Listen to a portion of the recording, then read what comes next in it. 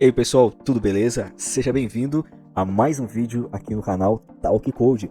O meu nome é Diogo e esse é o nosso episódio número 8 da nossa série Programação Sem Mistério. No vídeo de hoje eu vou estar utilizando a linguagem de programação Kotlin e nós vamos trabalhar com números de personalidade. São os números perfeitos. Já ouviu falar? Eu vou rodar a vinheta e na sequência eu volto com a tela do meu computador para a gente começar a trabalhar com números perfeitos e Kotlin.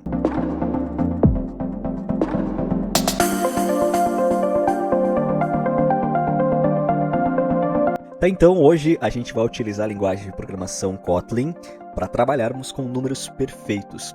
E a nossa tarefa de hoje é a seguinte: a gente vai precisar determinar se um número ele é perfeito, ou se ele é abundante, ou então se ele é um número deficiente.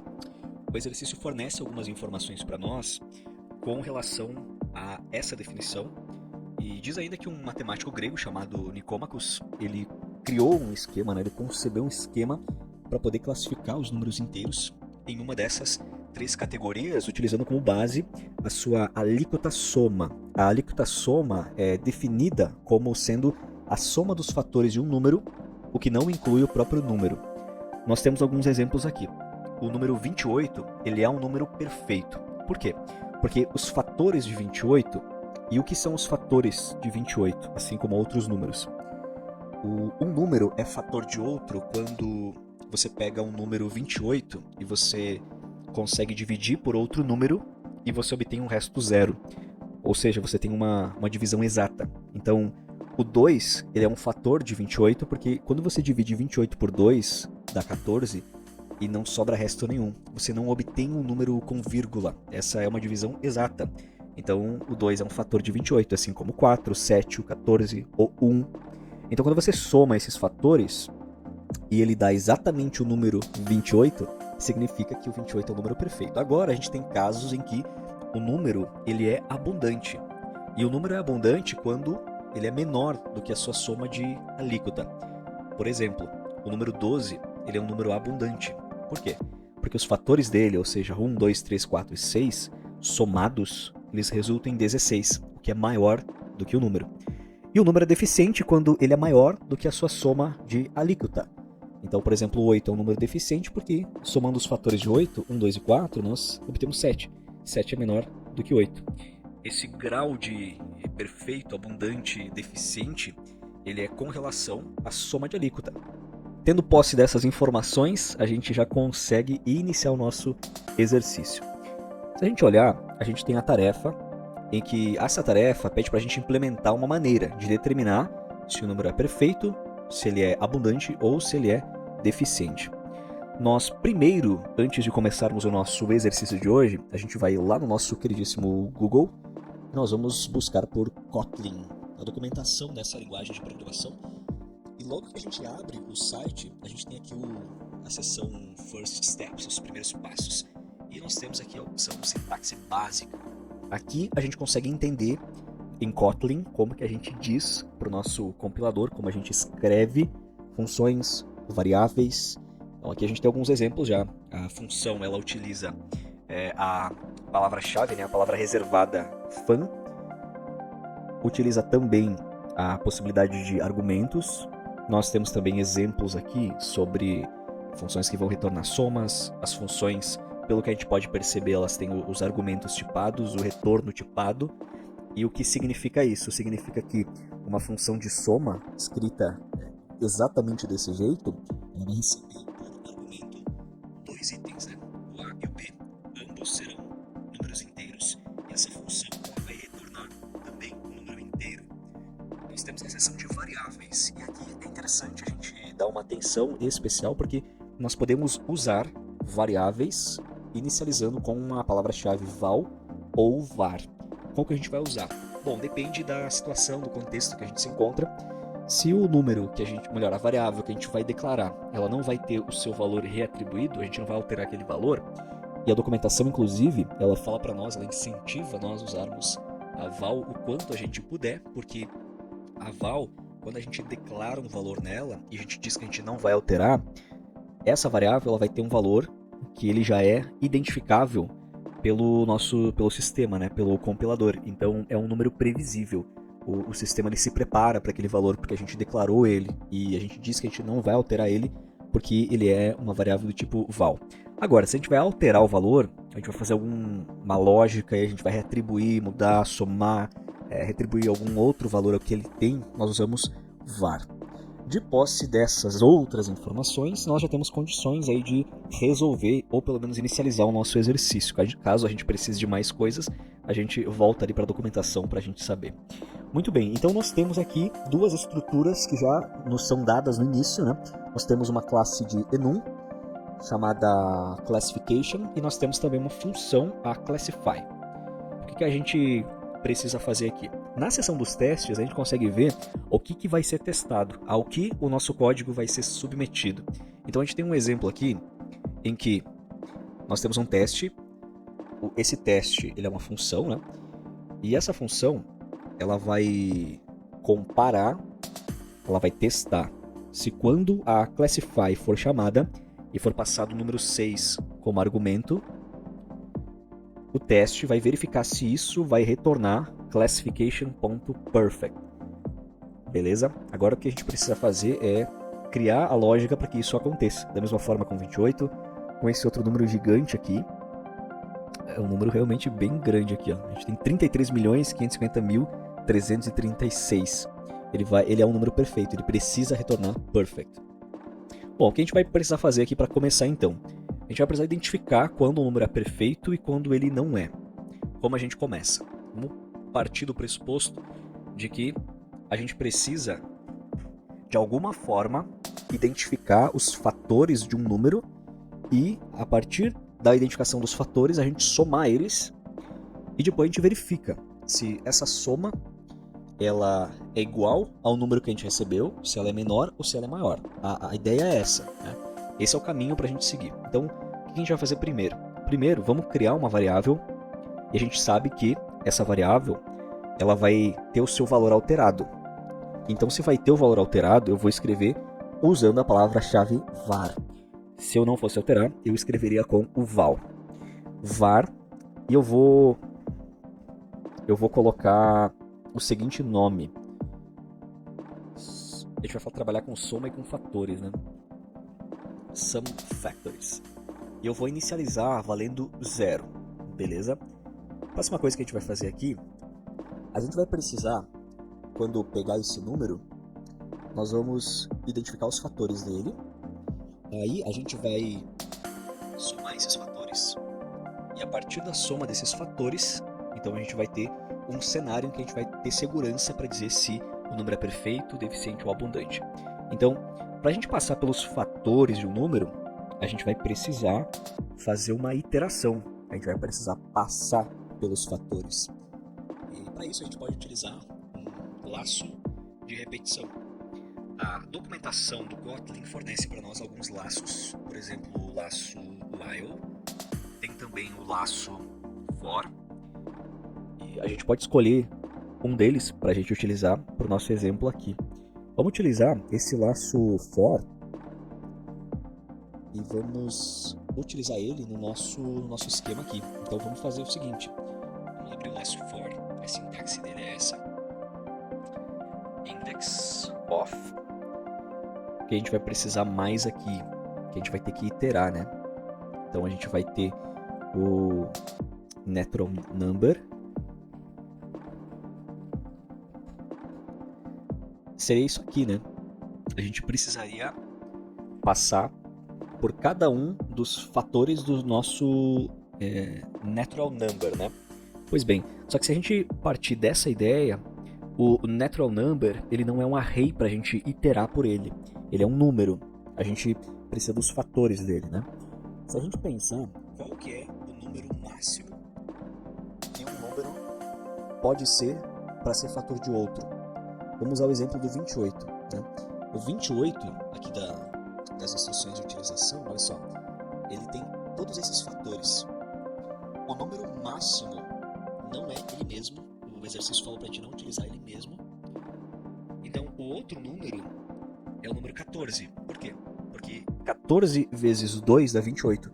Então, essa multiplicação por 2, dobrar o valor, é o máximo número máximo que a gente consegue. Então, se nós pegarmos o número que a gente recebeu, a gente identificar qual o número que representa a metade daquele número que a gente recebeu, vamos dizer que a gente recebeu o valor 30. Se a gente conseguir passar pelos fatores de 1 até 15, a gente vai conseguir determinar, ou melhor, selecionar os fatores desse número, não é mesmo?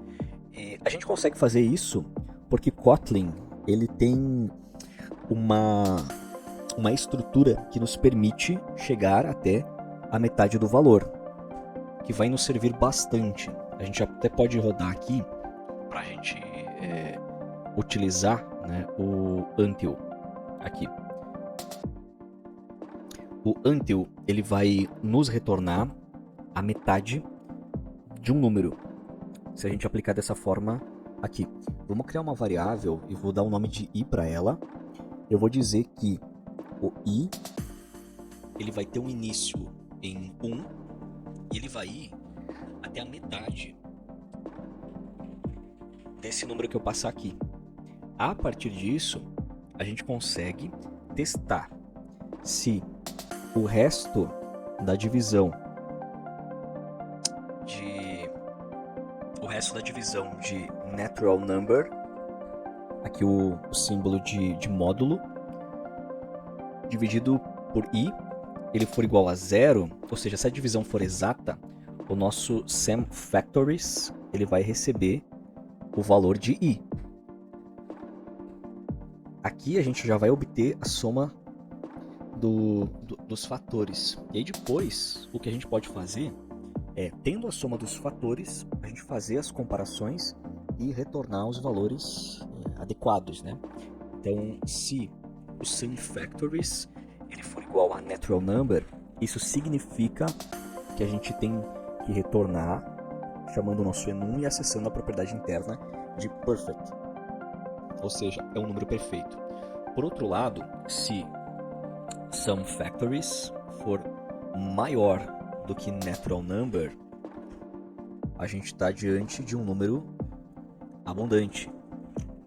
Classification.abundant. E se SemFactories for menor do que o natural number, a gente vai retornar o classification.deficient. Muito bem. Vamos rodar aqui o nosso código só para a gente verificar o código sendo submetido para esses testes.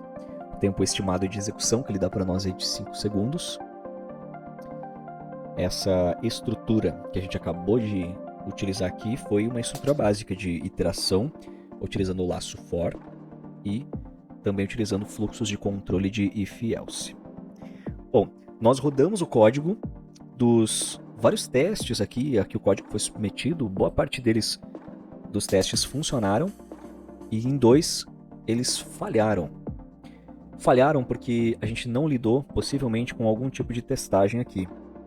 Exatamente, olha só, tem 2 testes que são feitos e ele espera aqui o expected desses testes são uma exceção do tipo runtime exception. A runtime exception no Kotlin é uma classe de exceções que não são verificadas. São exceções muito específicas que a gente pode jogar como algo informativo para o usuário.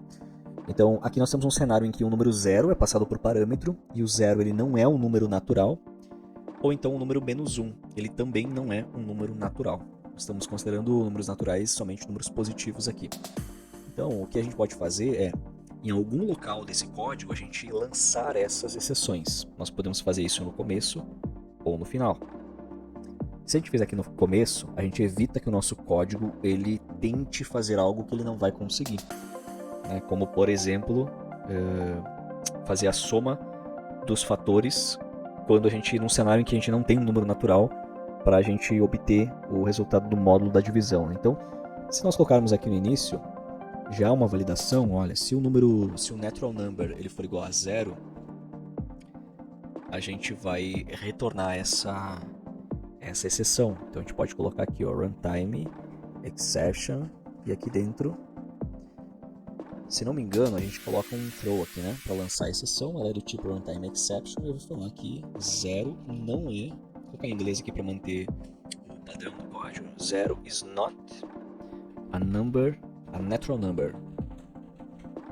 Eu vou fazer exatamente, ou melhor, algo similar que eu vou fazer com o natural number, que for igual a -1.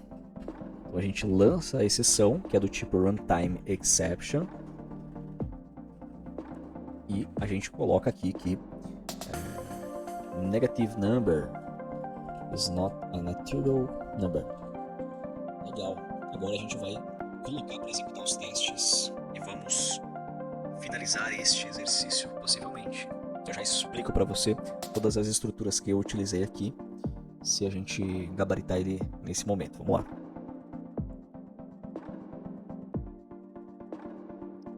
Bom, a gente não conseguiu gabaritar aqui o nosso exercício. Vamos ver o que aconteceu aqui. Ah, já entendi. Se a gente estiver programando em Kotlin, a gente vai ter que ter um certo cuidado com as exceções quando a gente for lançar uma exceção. Por quê?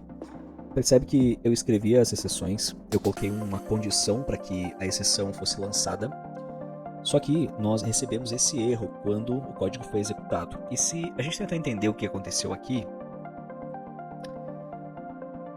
a gente vai perceber o seguinte, olha, aqui nós temos uma espécie de tipagem de tipo string. Ele também fala para nós aqui que alguns caracteres em um caractere literal, e aí ele mostra pra gente aqui a frase que a gente escreveu, que era a da exceção. E a gente consegue também perceber o seguinte, que ele aponta mais de uma vez, ou seja, nas duas vezes que eu lancei a exceção, deu erro. Não por conta de ter lançado a exceção, mas por conta da maneira como eu lancei a exceção.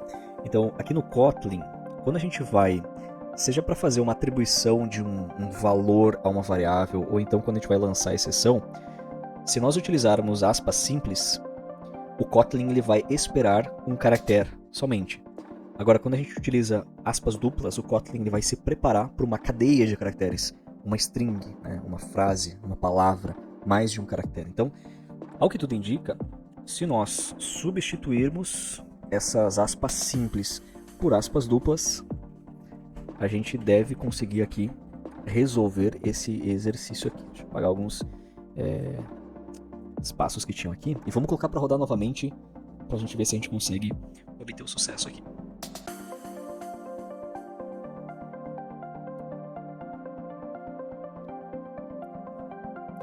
Muito bem, Doce. Parece que você resolveu o exercício. Então a gente conseguiu resolver o exercício de números perfeitos e vamos fazer uma breve revisão sobre o que aconteceu nesse código e por que ele está escrito dessa maneira aqui. Muito bem, nós temos então uma classe enum, onde a gente determina ou a gente aponta alguns valores constantes ali dentro, algumas estruturas rígidas e controláveis, pois a gente sabe que nós temos três classificações: números perfeitos, deficientes ou abundantes. O que aconteceu aqui? Aqui temos a declaração de uma função, ela tem o nome de classify, ela recebe um argumento que tem o nome de natural number, nós poderíamos utilizar qualquer outro nome para o argumento. Nós temos os dois pontos e o int. Esse dois pontos int significa que esse argumento ele está tipado para ser um inteiro, então nós só vamos receber por parâmetro números inteiros. Além disso, nós temos depois dos argumentos um dois pontos classification. Então aqui entra em cena pela primeira vez, né, no código, o enum. Como dentro do enum classification a gente tem três estruturas ali dentro, três propriedades, então o retorno dessa função precisa obrigatoriamente ser uma dessas três propriedades contidas dentro do enum classification. Em seguida, a gente criou uma variável, a SumFactors, e inicializou ela como valendo 0. Em seguida, a gente fez duas verificações aqui. A gente testou se o número é igual a 0 ou se o número é igual a -1. Em ambos os casos, nós, quando a condição for verdadeira, a gente lança exceções. A gente dá um erro. Não satisfazendo nenhuma dessas condições, o nosso código ele segue executando, ele vai para esse for, onde a gente fez o seguinte. Olha só, nós temos um laço for, e aí a gente está dizendo o seguinte, que a gente vai criar uma variável chamada i.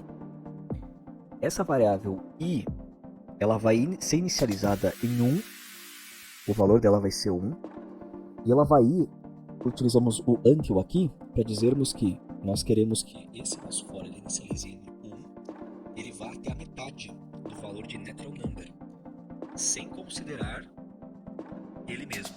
Tá? Então, se a gente recebe o 28, a gente está considerando o 14 como sendo o valor máximo que a gente vai ir, né? Até a metade do número, sem considerar o número mesmo.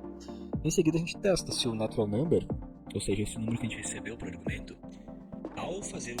ao procurar o módulo da divisão de natural number por i, ou seja, pelo número atual da iteração, se esse módulo tem um resto zero, se ele é igual a zero, se a divisão foi exata. Tendo sido exata, a gente pega a nossa variável SumFactors e a gente soma a ela não mais 1, não mais. A gente não incrementa.